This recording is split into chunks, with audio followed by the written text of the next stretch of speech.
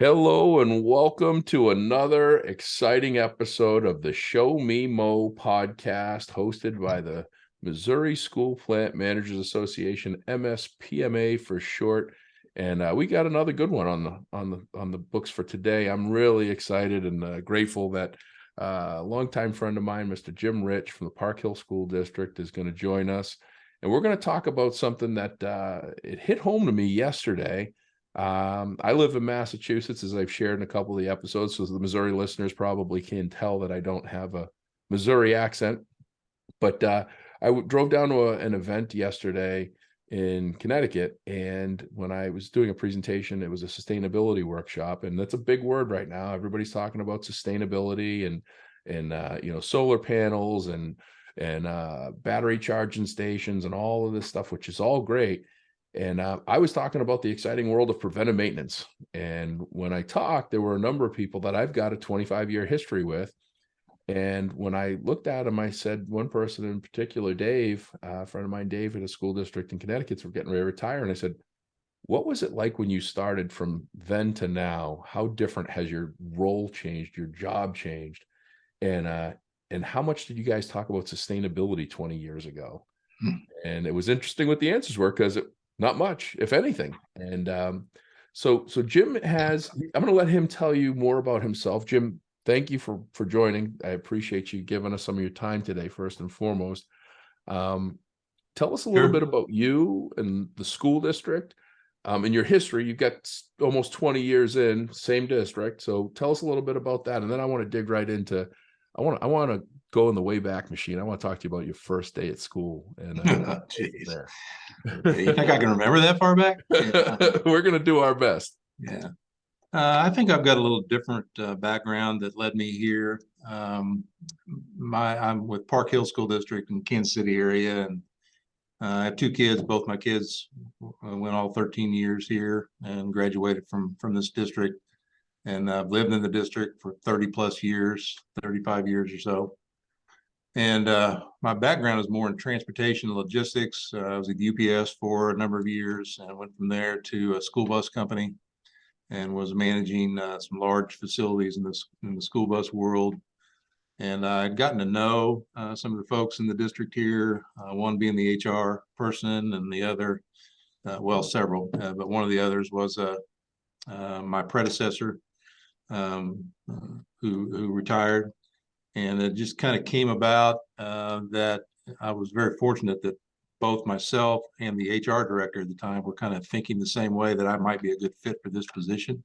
Not sure why they thought that, because I didn't have any construction background or facility maintenance background or anything like that. It was more of I had helped design a couple of facilities and the transportation piece, which that's part of my responsibilities. Is we contract our transportation, but I oversee that contract with our provider.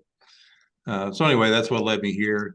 Been the best thing that happened in my life to be put in this position. I mean, what a fun job, dealing with all the different things I get to deal with. And my role, I oversee construction, facility maintenance, grounds maintenance, as I said, transportation, which would include custodial as well. And so all different things. I have a lot of help to do that, obviously, because there's a lot. We have about 12,000 students in our district, just almost 2 million square feet under roof. And that 2 million, out of that 2 million, I don't know the total square footage, but we've opened 5 buildings in the last 3 years. So got a lot of construction going on.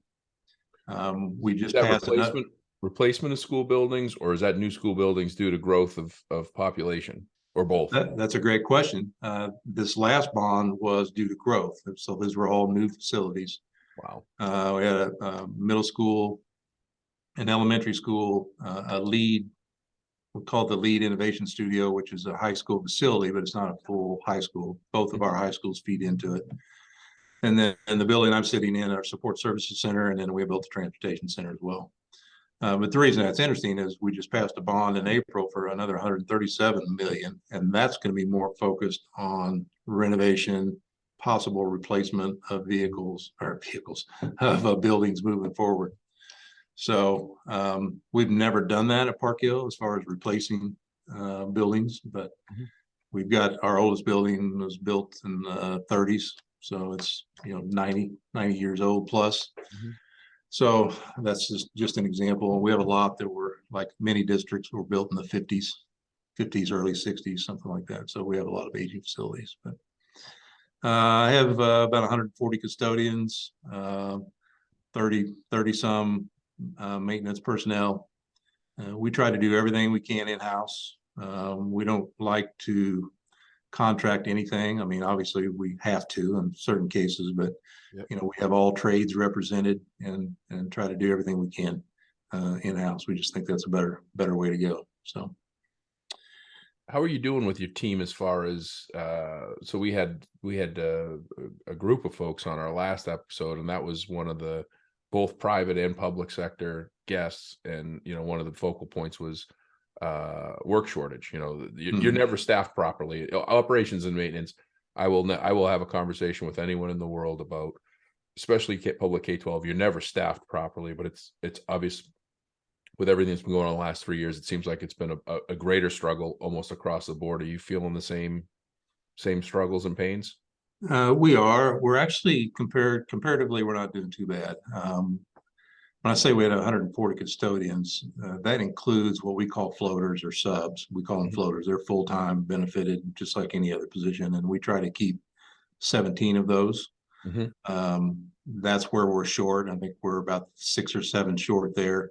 So my point there is that all the runs, quote unquote, runs are covered. Yeah. We just have a shortage of those folks that help fill in for vacation, sick days, and that kind of stuff.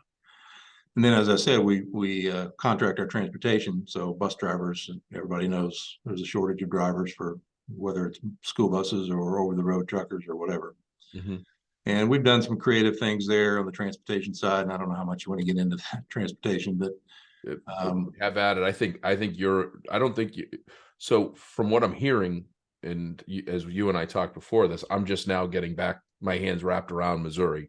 I'm 15 days officially in from doing business in Missouri. So I'm talking to folks and asking these questions, and I'm hearing more and more that their role is, as your role is, director of operations, and director of operations is the standing buildings and the moving buses. So you go at cover your Okay. role however you like.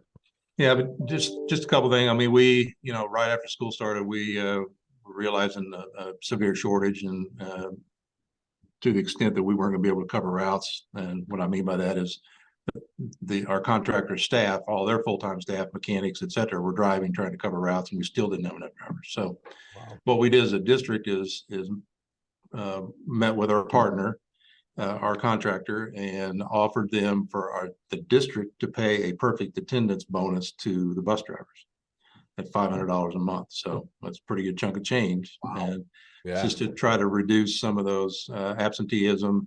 And the day after we announced it, they had people coming to them that had already turned in slips to say, I'm going to be gone for a birthday, or I'm going to be gone for whatever, and say, no, I'm taking that back because I want that $500 bonus. So Yeah. that has helped us on that regard, and we keep track of that stat just to see if that's been successful, and it has been. The percentage of absenteeism has dropped dramatically. The other thing we did as a district is created what we call combination jobs, and we offered them. I'll use one of my administrative assistants as an example. So she gets paid her normal 8 hours per day from Park Hill School District, and in this case, her hours are 7 a.m. to 4 p.m. with an hour lunch. She got trained as a bus driver, so she also collects a paycheck from First Student for going to drive a bus. We still pay her 8 hours, even though part of that 8 hours she's driving a bus. So she's double dipping theoretically. She's making a full paycheck from Park Hill, and she's getting a paycheck from our contractor, First Student. So that gained us, I think there's 10 folks in our district that are doing that full time, and probably another 5 that are helping out with trips or subbing and that kind of stuff. So that just, it's 10 drivers just like that we were able to add to the driver ranks. I love the creativity, because so many people right now, and it's something that people don't pay attention to. And up until last year, school bus drivers were wildly underpaid. They're still underpaid. Yes. I mean, the national average is for what they're carrying, and those buses are big. I mean, they're a lot of work. I'm just looking, the average salary for a school bus driver in the state of Missouri right now is $35,000 a year. So when you talk about $500 more a month, that's adding, if it's a 10-month cycle, which it probably is, I'm assuming, June, July, August basically closed, but they've got some work to do. It's $6,000. That's 18%, give or take. Yeah. That's an 18% bump in their pay. For showing up to work.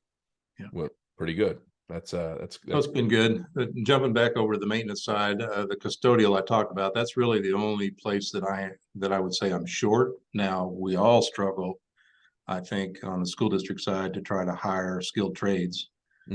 I've been fortunate that I haven't lost too many. And the ones I have, I've been lucky to find some good qualified folks to fill those shoes. But I'm wanting to add, especially on the HVAC tech side. And we just, from a school district perspective, you can't compete with, the private sector when it comes to that kind of stuff. I mean, we do everything we can to get the wages where we need them, which is not going to happen with the school district. But there's other benefits that we can offer as far as paid days off and whether it be vacation or sick, and health insurance and that kind of stuff that a lot of the private sector just doesn't offer. But it's tough to compete with them. And in all honesty, it's pretty unlikely that an HVAC tech is going to be looking for a job at a school district. I mean, we, like a lot of people, all of our job postings are on, not Indeed. Indeed. Yeah. So, trying to get the word out that way as opposed to just posting them on our website, but still, I think the last HVAC person I hired a few months ago, we actually brought him in from inside. He was a custodian that had some training.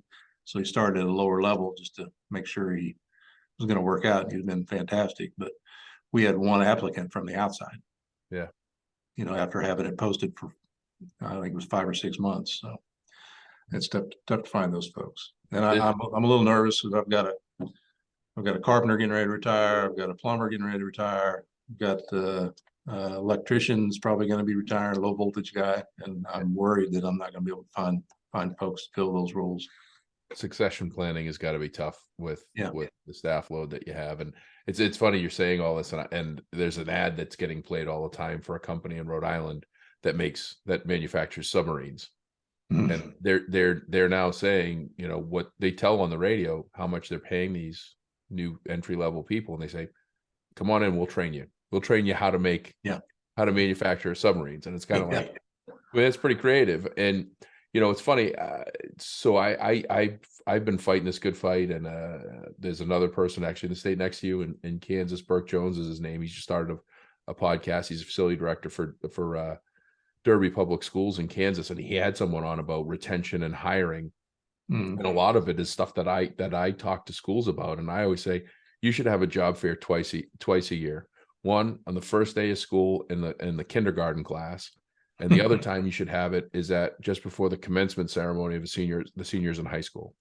Because if you try to hire any talent and try to compete with public sector based on money, you're going to lose 100 times out of 100 in any market.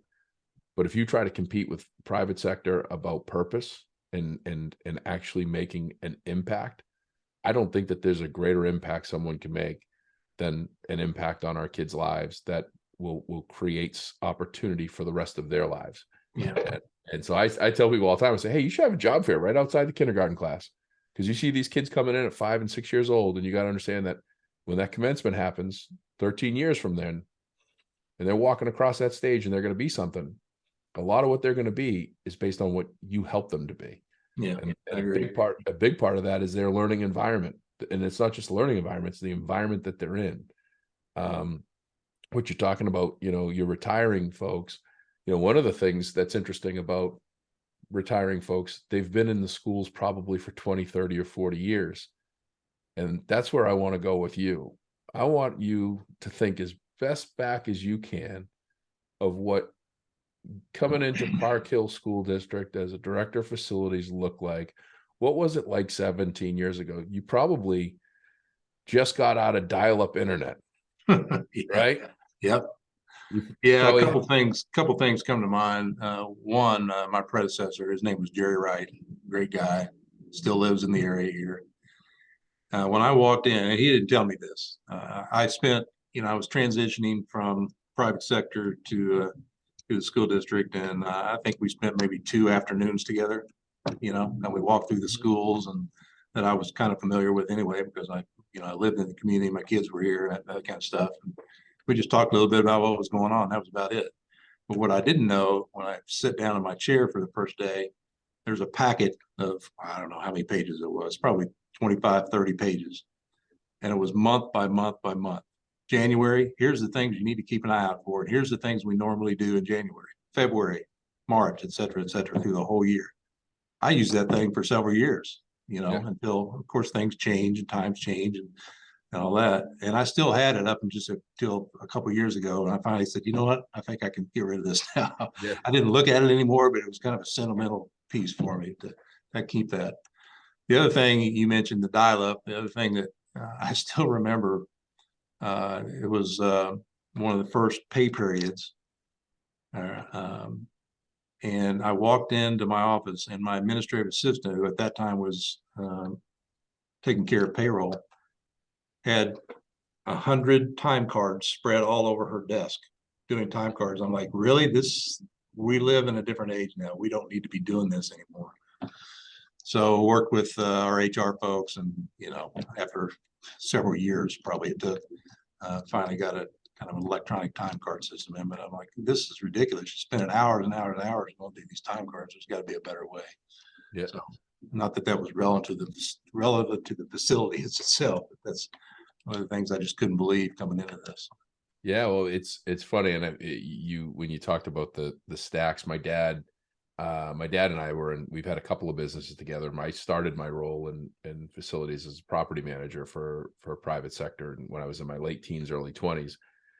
And when I did that, people asked what you did, and I said, "Oh, I'm an environmental engineer." But in reality, I was a glorified custodian, because the only thing I really had a skill set for was to clean toilets and vacuum floors and change light bulbs. And if it was anything further, I had to source it out.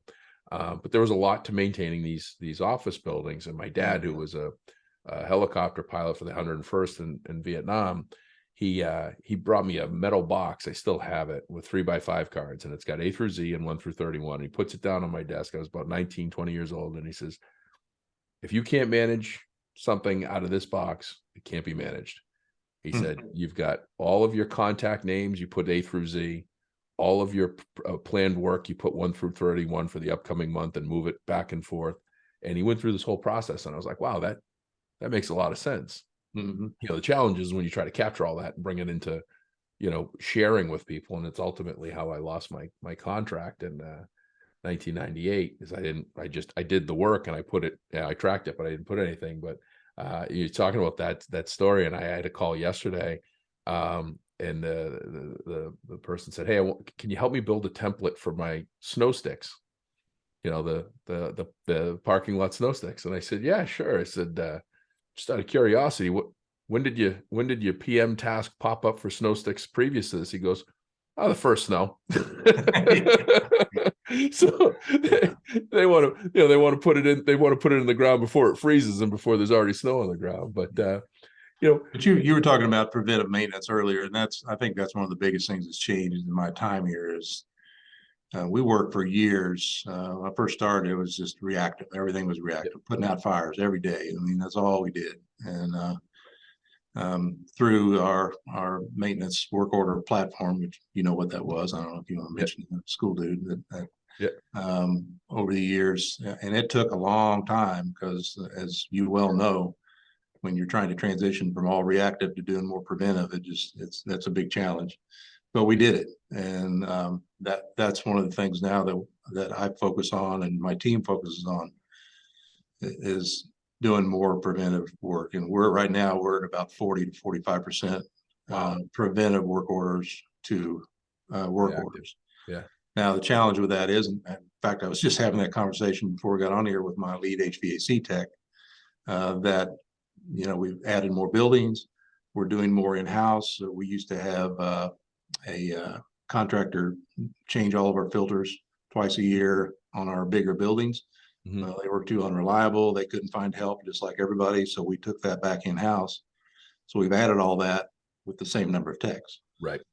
And there we're getting to a point where we're losing ground on that, what I call losing ground on the preventive work orders versus work orders.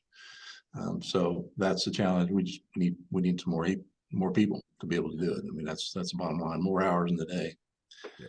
But I'm pretty proud of that we've moved to that. Yeah, that's huge. That big percentage. And I hammer my guys, not just my leadership team, but everybody, to do that more and more and more. I mean, what I tell them and what I tell the custodians especially is, you guys are in the buildings every day, all day. Yeah. You see what needs to be done, not me. I'm not in every building every day. Yeah. And you're the ones that need to be, coming to us and saying we need to do this and that kind of stuff.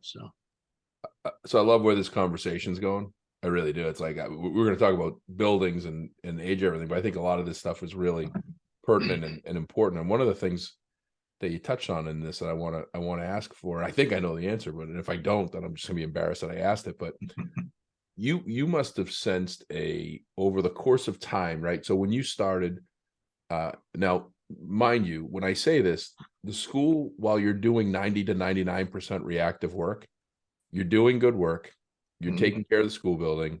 There's a high likelihood that there's not major issue with the school, because you'd know it if it's on fire, if it's got bad air, if it's got something, when you're doing a subpar job. But right. There's a level of stress that comes with not knowing what 90 to 99% of your work looks like every day. Did you notice, was it a noticeable shift in stress resolution with your team as you started to evolve from 90 to 99% to, 40+% of preventive maintenance? Knowing what 40% of your day looks like has got to be a whole lot easier than not knowing what any of your day looks like. Yeah, absolutely. Yeah.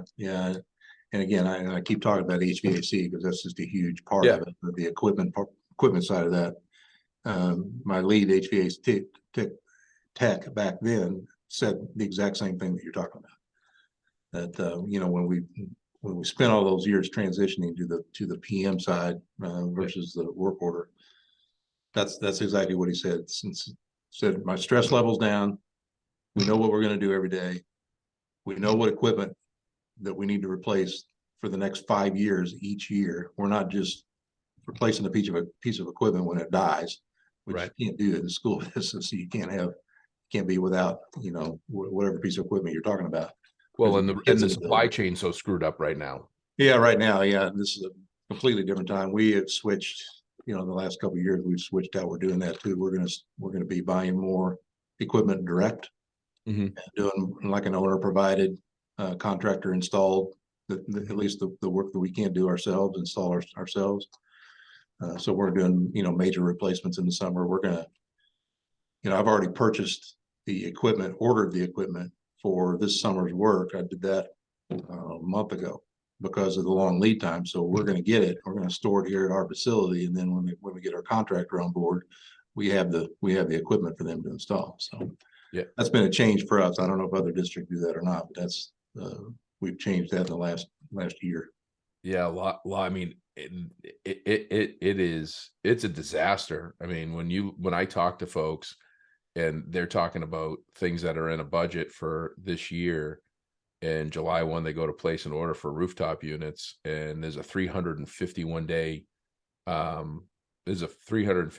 anticipated delivery date. That leaves you 14 days to install it. It's got to be installed, right? You gotta have it set up by July 1st.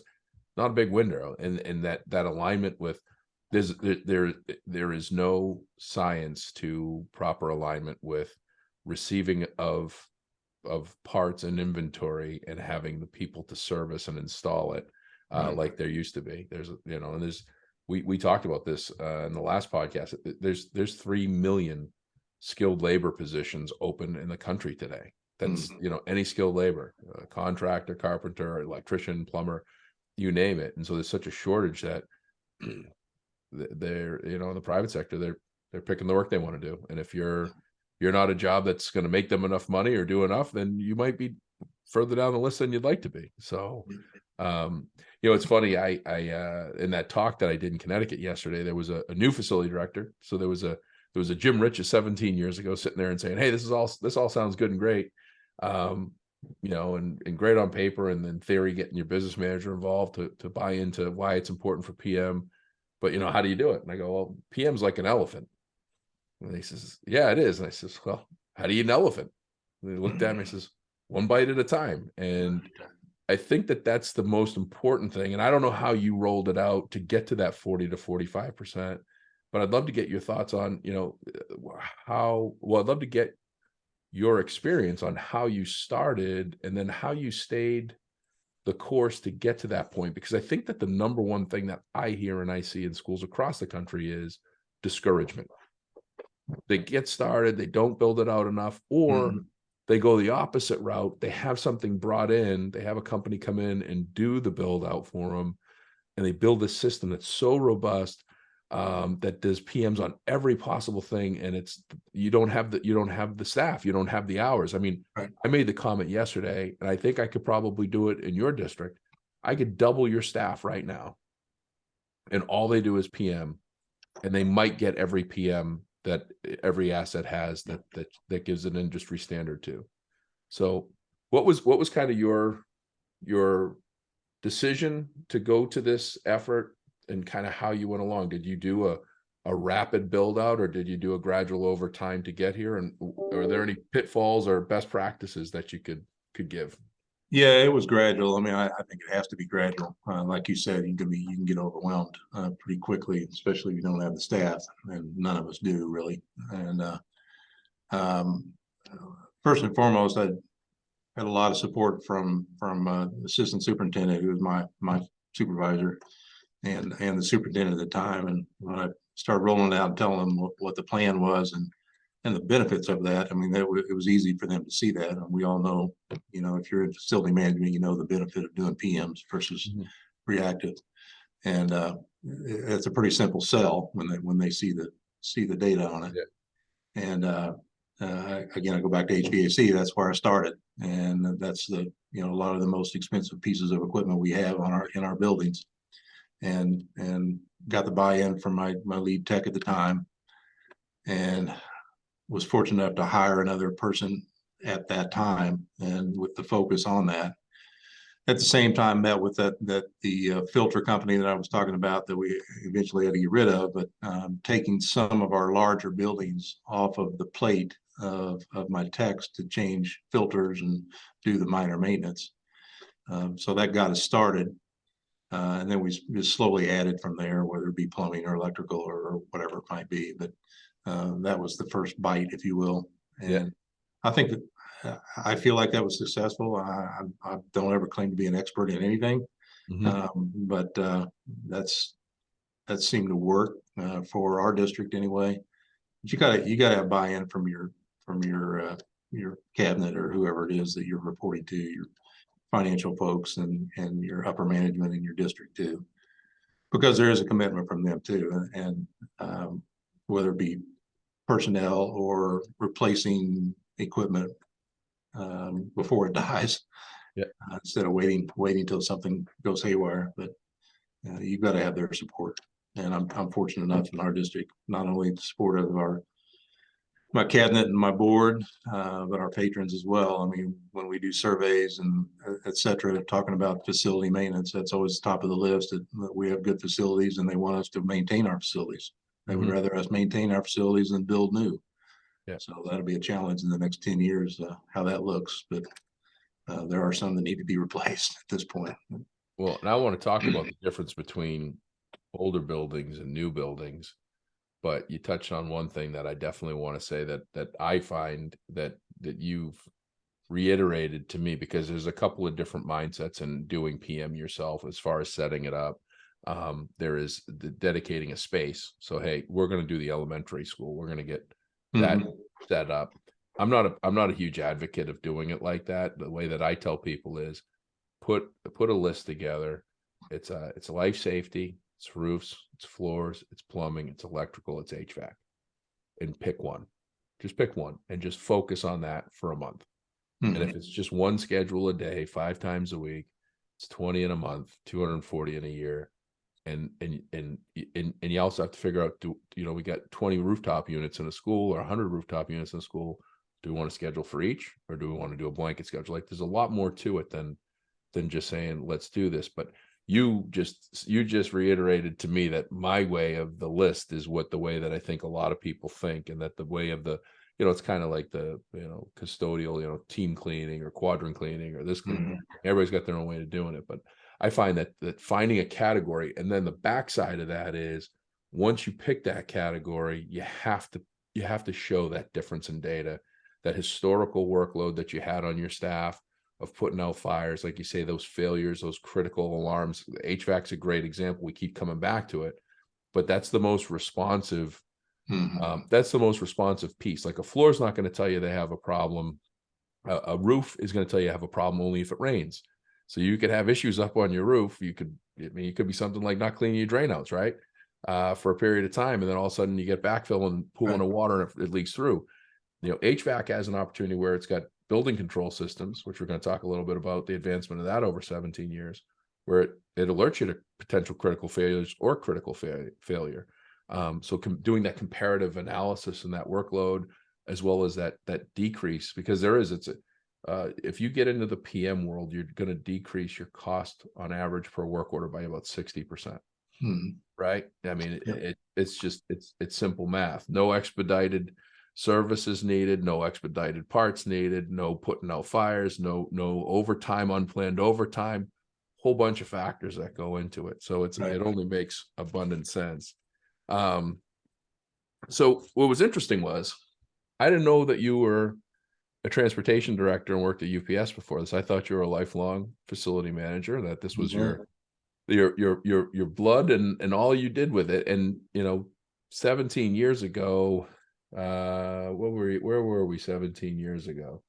So 10 was 2012. 2006 is when I started, July of 2006. 2006. The iPhone wasn't even released at that point. No. So we were still using flip phones. Yeah. Text messaging just barely started. Pneumatic controls were still widely used in school buildings. We just got rid of the last of those 2 years ago. So. Did you encase it in a glass box of some sort to be on display? Yeah. I mean, when we think about it, I mean, it wasn't that long ago. I mean, I've got a 15-year-old son and a 5-year-old son. I can tell you the difference in what my 15-year-old had when he was born and what my 5-year-old had when he was born, as far as being born with an iPhone in your hand. Basically, if you were born after 2007, you were born with a smartphone. Yeah. How was that for you over the course? Because when you came in, most of your building control systems were proprietary. Your 90-year-old buildings were designed to live forever. They probably had some of them probably had fallout shelter signs still on the front of them. Maybe they still do. No. Well, you had an underground cave bunker for an office, right? So yeah, that was the safe spot in the district. But what I guess, one, how did you adapt over the course of the last 17 years? Because the advancement, the one thing that happened in 2006, a video called Shift Happens, and I refer to it all the time, which is on YouTube. It's basically a video that talks about how fast technology is moving. And when I watched it in 2006, it was scary. The fact that we're moving at an even faster rate today is widely eye-opening. So what was it like to go from literally pneumatic controls, antiquated system, not having smart buildings, to having these in-depth conversations? I don't know if you've got net zero buildings or net positive buildings or any of these sustainability projects or solar panels or electric buses for the fleet that you guys outsource. What was that like for you? And then what's that like been for the district? Well, that's a great question. I'm the type of person, my personality, I just kind of roll with the punches and move on, and you do what you do and move on. So as far as the technology advancements, just learn as you go. I mean, I'm all kind of self-taught on everything, and I don't know if that's where you're going with that, but Yep. you just, we are fortunate that, well, I guess I'm fortunate that around that time, right before I started, they chose a building management system that was able to grow. It's their Snyder Controls, but we use a local company here to kind of manage that and help us maintain it. But just like any building management system, every whatever years, 2, 3, 4, 5 years, you've got to get the upgrade and updates and that kind of stuff. So we've had a good partnership with them to be able to update that system as we've gone. So we still have actually the same system with upgrades that was installed in 2005, the year before I started. Yeah. Again, it looks completely different than it did back then, obviously. Right. But we're still working with that same company, and they've done a good job, keeping us up to date, if you will, moving forward. And we just did kind of a wholesale change district wide. I mean, it had to be in each building, so it wasn't a global type change, but each building changed over to their newest upgraded system over the last 3 years. We just completed that last year, so we're in good shape there. You mentioned electric buses. We do have 4 electric buses that have come in, and we're not running on route yet. They want to get through the harsh winter. We just got them about a month and a half ago. So we want to get through they want to get through, our provider wants to get through the harsh winter and kind of run them, see how they perform, make sure they're going to perform like they think they are. Right. Before we start running them on routes, but that'll start probably March or April when we actually put them on routes. I drove it. I was the first one to drive it when it showed up here. So yeah, it was kind of weird, quiet, and got a pretty good pickup. So yeah. So we just have 4 of those. We're going to build out when we install the permanent chargers for them. And I said earlier, it's a district facility that our provider has to use. Yep. So it's our property, our building, and we as a district are going to install that permanent charging system, and our plan is to do that with the thought of increasing the number of EV buses that we're going to have. So we're kind of upsizing everything so we can add to it later. Don't know what that looks like, because when we have a contractor, we can't, I guess we can't dictate that where they have so many electric buses, but whether they can get them or not is the next challenge. Well, yeah, I mean, there's a lot of, from what I understand, and I only know enough to be dangerous, but there's a lot of incentives, whether you're privatized or public entity, to move to electric buses right now, because they're expensive. They're $300,000+ if I remember correctly. Yeah, they are. And that's how we got them. Actually, it was I don't know if you remember, a few years ago, Volkswagen got in that trouble with their misrepresenting their emissions. Yeah. That's how we got these buses in a roundabout way. Part of their fine, their billions of dollars of fines, were to provide funding for grants for states to provide electric buses. I did not know. So Missouri got 5 of those buses through that grant, and we were fortunate to get 4 of the 5. I don't know where the 5th one is, but they paid for half of the bus. So out of that 300,000, it's still 150, which is about 50 more than the normal cost of a bus. But that helped us out there a little bit. Yeah, there's some cool stuff going on with. I don't know that I'm sold on the electric vehicle thing yet. I think, I think it's cool. I think if I was going to drive around town, that'd probably be good. I drove 300+ miles yesterday, and I still like the idea that I can just pull in a gas station at every single exit that I'm at, and all of them have the same nozzle that I put into my tank and fill it up and keep going. But I'll tell you, there's a school in Colorado that I think they turned almost their whole fleet into, they electrified almost their entire fleet. I don't know if you saw this. I'm trying to think of the name of the district. But what they did was they built canopies, solar canopies for the buses. So the bus backs into a solar canopy in an half enclosed shelter, if you will, but it's got solar panels on the top, and you plug it in, and now it's harnessing the power of the sun to power up the bus to drive the kids. And I go, well, that's a pretty cool. I mean, Yeah, and you get the people that say, well, the solar panels end up in a landfill in 20 years. Okay, well, Yeah. another That, conversation. that was actually our plan when we built this facility in Yep. 2020, was to have those canopies, just like you said. They weren't to power EV buses at that time, Yeah. but we had to VE those out. Yeah. So we have no canopies now. How much do you think so you gave a nice kind of comment of like, hey, I roll with it. And what's interesting about you is every time I've ever had the opportunity to see you in person or virtually, you're always smiling. You always kind of have this kind of not lightheartedness, but a lightheartedness about yourself that kind of like you roll with the punches. Um, but that said, in 17 years, if you were to say these are Jim's daily responsibilities 17 years ago, that probably maybe was one column. How many columns are you up to now Yeah. with added responsibility? That's a good question. That's a little bit, not that I still love my job and it's fun every day, but oh my gosh, it's changed. I was having that conversation earlier today too. We have a new nutrition services director here.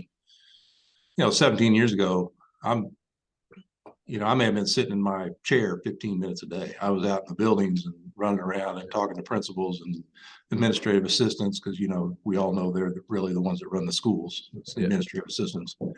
The And I knew everybody. I knew all the administrative assistants, principals, assistant principals, even a lot of the teachers.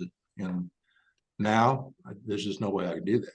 I mean, I'm sitting in my office most of the day now, which I don't like. I'd rather be out and about, but I just don't have the time to do that. And I mean, I've built a good team around me, and I can say that because after 17 years, I have really built the team around me due to retirements and that kind of stuff. So, they're the ones out doing the day-to-day things that I used to be able to do. So that's a huge difference in my book from when I started to now. Is just I'm more of a delegator, I guess. Yeah. I have to be. I try to set the tone for my folks and let them take the ball and run with it. I am not a micromanager. I've worked for some micromanagers, and that's a miserable way to exist, in my opinion. But again, I've got a good team, and I trust them to do the work. And they're the ones out in the field all day, every day. And unfortunately, I get to hold up in my office now more than I need to. Yeah. Well, you got a nice office. You gave me the global view with the other camera, so it's good space you got there. Yeah.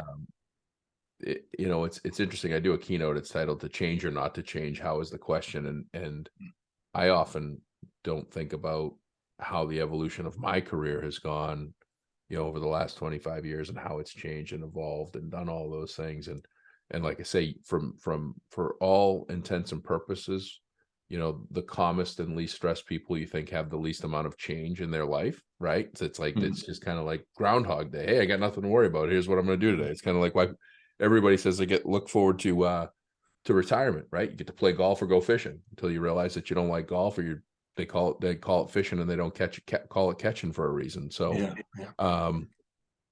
but you've evolved through a ton of change, and so, and I think it's only going to. I don't think it's going to slow down. No. Right. I don't think it's going to slow down at all. I think that the advancements in technology, I think the advancements in different types of materials that we're building schools with, I think that COVID, I think I think COVID did a lot of good for us. I think that COVID did a lot of good in the fact that facility maintenance and custodial services is brought front and center, especially in schools, with providing a clean, healthy environment. It's Greg Lookabout in Texas is a great saying. We got to clean for health and not for appearance. Because it's one thing to say that we spray something and wipe it down and it looks clean, but if the dwell time needs to be a minute or a minute and a half and we don't let it sit long enough, it's not going to do the job to do what it's supposed to do. So, all that said, what advice would you give someone that's thinking about, or someone that's coming into the profession that's probably going to be could be overwhelmed quickly? what would be some of your words of wisdom, or where should they go? Who should they talk to? Mhm. Should they just stay in the circles of public education, or should they go out in the world and talk to, property managers of car dealerships? I mean, I don't know, Yeah. what would you think? Yeah, I think that's a great question. And my advice, well, there's multiple things, but the kind of two main things is surround yourself with good people. I mean, I know that's a kind of a cop-out answer, but that's what everybody says. But I couldn't do it without the folks that work with me and for me. But and all the folks I'm going to talk about, all the MSPMA Mhm. has been phenomenal. I mean, I have a core group of guys that I reach out to, and we bounce stuff off each other. I've been on the phone with several of them here in the last month over some things that I'm thinking about doing and getting their opinion. And I might not like their opinion, but that's okay. I still want to hear what they have to say and what's going on in their districts. And as far as staying in the public sector or going outside, I think you stay in the public sector. That's just my take on it, because it's a completely different animal than the private sector, Yeah. and dealing with other property management type positions. And every district's different. I mean, every district has a different structure. Every district has a different has different financial stability, and focuses on different things, whether it be new facilities, upgrading old facilities, replacing aging facilities. However you want to look at it, everyone is different. Yeah. But when it comes down to it, those core guys that I keep in contact with, that input's invaluable to me as a facility guy in a school district. So. Phone a friend. Got to have your phone a friend list. Oh yeah. No, that's good. No, I agree with all of what you said.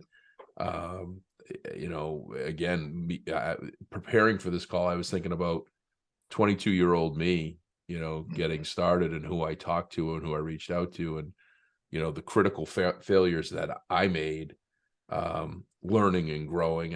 And when you said, public education is unique, it's its own animal. It really is. And one of the examples that I give, and I'm allowed to say more than most people on this stuff, but your customers are the hardest customers that any business could have. And I think that's the challenge that a lot of people, i.e. taxpayers, look at. They don't realize that a school is a business, right? The superintendent is the CEO of this school district. And so when you talk about, I can only assume that your total school budget is got to be, you said 12,000 kids, so 150 million, something like that.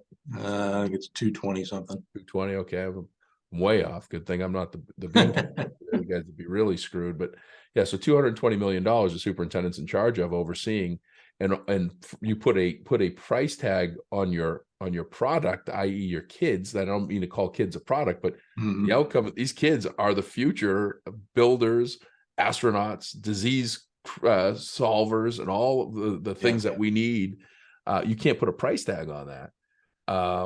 And then you layer in the fact that the customer that is financing or paying for your business every year has two things that they have no choice on.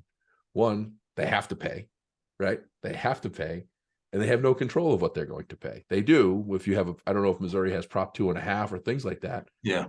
The taxes go up and they've got to pay it. And so they obviously are always going to have that challenge of expecting the best, reporting the worst. Right. And especially with the work that, facilities, IT, or your behind the scenes folks, the teachers, my mother being one of them, she's in front of 27 plus kids on average every day and 8 times a day.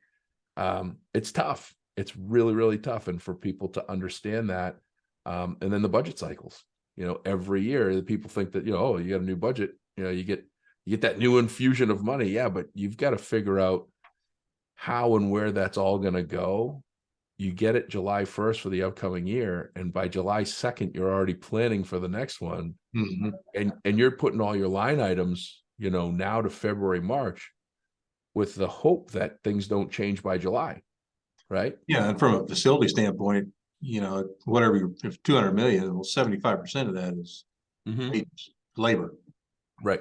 benefits and salaries. So, that reduces the Significantly. amount for everything else, whether it's buying custodial supplies or doing capital projects. It's Yeah. at least in Missouri, that's how it works. Every state's a little different there too. Yeah. So you've got this bond going out for some replacements coming up. Well, yeah, I should rephrase that. So it's 137 million. There was one new building, an elementary school in that, and then the rest is renovations and upgrades of some of our older as well. What's unique about this bond project is we're literally going to touch every facility in our district. With how many are there? 26. Wow. So from adding gymnasiums and weight rooms to both of our high schools, to possible putting artificial turf fields at some of our elementary schools for sped access or just areas that we have a hard time keeping grass on, and we want them to be able to go outside to play at recess. So and everything in between, playground upgrades, classroom upgrades, finishing our LED replacement. We haven't done the whole district yet. We've been kind of piecemealing that. Just when we do renovations, we'll add the LEDs, just that kind of stuff. So a little bit of everything.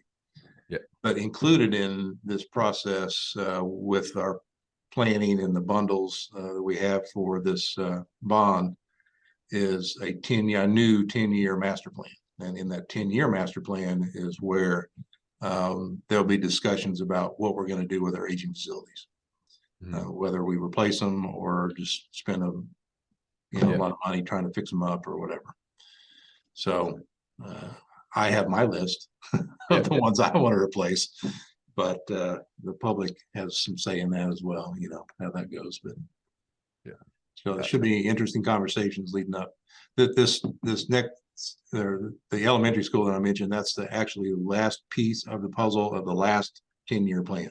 Once that building is complete, then the 10-year plan is complete for the previous 10 years, and that's why we're doing another one. So I tell people that you're always in schools. You're always on a 10-year plan. Oh yeah, you always have a project that you're starting, in the middle of, and completing. There's always 3 cycles of a project going on in a district at any given point in time. It doesn't matter the size. There's always some large projects. When you touched on playgrounds, you gotta, if I'm not sure what you guys are looking at with playgrounds, but Round Rock, Texas, Dave Hodebeck, director of facilities down there, it's a passion of his. He has converted or built, I think all the playgrounds in the district have been either converted or all new ones are all inclusive playgrounds, meaning that you can bring wheelchairs on, like the thought process and the width of coming on. There isn't a feature on a playground that any child can't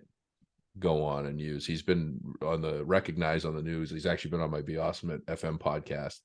Definitely worth checking out, because he has spent an amazing amount of time and I've been on them. So when I say that anyone can go on it, 270-pound me was running around on this thing, having a good old time. So definitely worth checking out.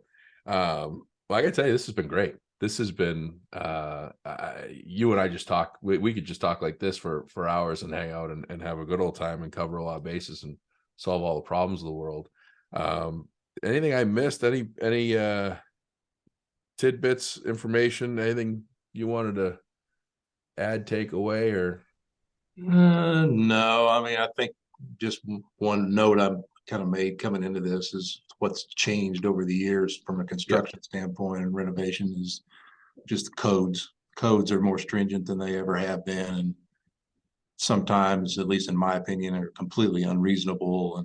And majority of our school, all but 3 of our facilities are in Kansas City, Missouri city limits. So that's typically the codes administrators that we're dealing with. But it's not, and I'm not trying to blame Kansas City. Well, maybe I am, but that was not my point.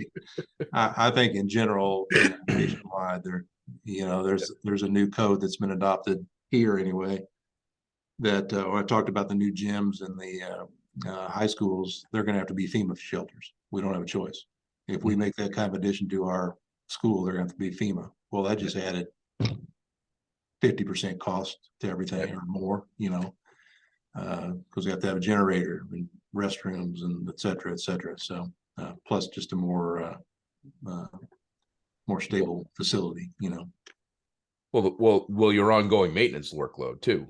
So when you make it a FEMA space, you put that generator in, you got to fire that generator every week. Like Right. there's no missing it, because if you do, and all of a sudden you have an incident that happens, because that's what happens, right? It's like the only time a space after hours isn't lit or heated or air conditioned is when the superintendent or the school committee's coming in. It's not like when I'm coming in to do a pickup basketball league. It's always on those inopportune times, and that's when a major incident happens. You need the space, and all of a sudden generator doesn't fire up, and then everybody that's there files a complaint, and then they look at the history and they go, well, we haven't tested it in 6 months or whatever. So the workload, which is often overlooked. I got a client once purely because they had to have a FEMA space for their new high school, and they had to have all this other equipment, including a generator, that they had to show that they fired it up once a week, that they checked the fuel sources, that they did all the things that they were supposed to. And it's a lot of work. Yeah, it is. It is. Wow. Well, so that's just got added to your plate. Hey, there you go. There's whether you like it or not. And I think it's important. And I think if there's a need for it, obviously you guys get hit with, your major incidents are tornadoes, right? That's right. What's the closest to tornadoes come to your? Joplin, that was the worst. I mean, that's 2.5, 3 hours south of us. So. Yeah. We've had smaller stuff here around us, but nothing to that magnitude. Yeah. I had Fast Eddie Senadella from Hamden, Wilbraham, Massachusetts. When we talk about tornadoes, people don't often think about Massachusetts, but I think it was 2012 2012. The 76-mile tornado started in Springfield, Massachusetts, and ripped right through the middle of our state to Sturbridge. And he was in the work trailer for the new high school, and the tornado went right by, about 500 feet off the edge of this brand new school, and he's sitting in his work trailer. And if that thing just turned just a little bit, he wouldn't be in Kansas anymore. He'd be in the Wizard of Oz somewhere. So, kind of crazy to think about it, in a little tin can hanging out, and all of a sudden the Twister shows up in Massachusetts of all places. So, I can tell you, this is great. I hope I want to come see your school. I wore my Patriots hat purposely because the last episode I was way outnumbered with Kansas City stuff all over the place, and I just wanted to remind anyone, if you showed up with like Kansas City stuff, that the Patriots are still my team. Even though I was going to comment on that, but I figured I was waiting for it. That's Arrowhead Stadium on that big picture there. Of course it is.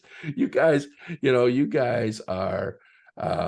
You have some amazing fans for the Chiefs, and for good reason.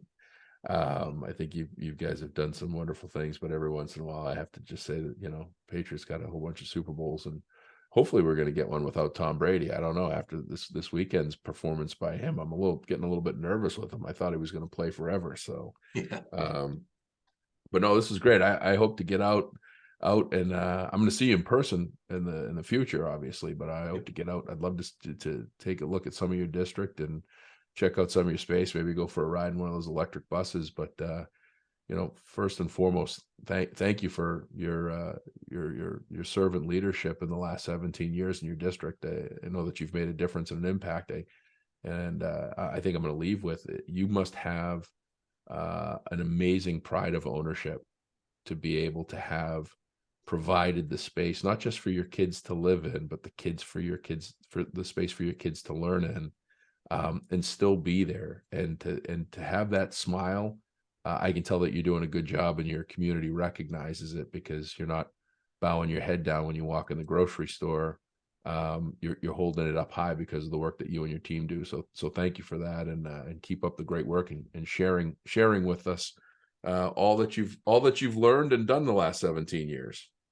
I appreciate that, and yes, I do, and that's going to make it hard to step away someday, especially in the middle of a 5-year bond project. I don't know if I can walk away in the middle of that or not. So, I predict no. I Yeah. predict no. And what we'll do is you and I, next time I see you, we'll sit down and we'll talk about golf and fishing. And I know that hunting's big in Missouri, and it's getting harder and harder. So, Yeah. you know, people, I don't think golf or fishing is going to fit for you. I think a 5-year bond might be in the cards. Keep yourself busy and keep yourself busy and sane. I see Yeah. people going crazy about fishing, not catching enough. So, well, I appreciate you, my friend, and I look forward to seeing you again in person real soon. And keep up the awesome work. Thanks a lot, Josh. I really enjoyed this, and I appreciate the invite. Oh, my pleasure. And that will do it for another episode of the Show Me Mo podcast. As you can see, Missouri is stock full of professionals that are just doing great work. They're coming from different places. I didn't even know. Transportation director to facility director doing a not lights out job. Amazing work for 12,000 kids just outside of Kansas City. We're going to have some additional episodes to talk about kind of the things that have changed over the years. We'll talk about the codes and things and buildings, but I think it's really informative, and it also gives insight for folks that are just getting into the industry, that they can see that one thing that's going to be exciting is that you're not going to wake up every day having the same thing to do, press the same piece of metal, or turn the same wrench. It is going to be a career chock full of opportunity, learning, and a way to make an impact in people's lives. And I just have an amazing honor to just be a little part of this journey and be a part of this podcast. So in the meantime, if you like what you hear, please give us a 5-star rating and review. That's what helps give us more exposure and get people to say, hey, I want to listen to more of this and watch more of this. If we don't deserve that 5-star rating and review, give me a call or send me an email. The email is Josh, Josh, at BEAUS as in Sam, M as in Mary. Sounds like Be Awesome. It's on my shirt if you're watching the video. But follow, subscribe, like, 5-star rating and reviews. We really appreciate it. We want to grow this thing and give more to the great folks in Missouri and around the country. So in the meantime, we'll talk to you soon. Have a great day.